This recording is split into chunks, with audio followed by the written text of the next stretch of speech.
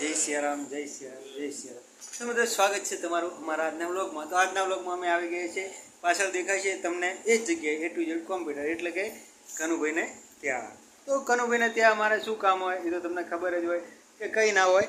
અમે એવા સારા એવા મિત્ર છીએ ને તો એમને તો 10-15 મિનિટ આજે માઇન્ડ ફ્રેશ કરવા આવી જઈએ.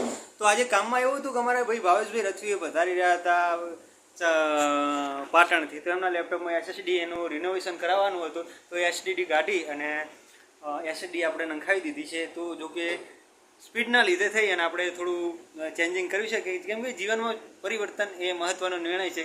તો આપણે જે કહેવાય તો કનુભાઈ કહી રહ્યા છે બસ પણ બસ અત્યારે નહીં આવે અને કહેવાય કે આપણે 1 મિનિટનો વ્લોગ બનાવીએ પણ થઈ ગઈ છે 48 સેકન્ડ. તો ખાલી 10-15 સેકન્ડ ખાલી શાંતિ રાખવાનો નમ્ર વિનંતી છે.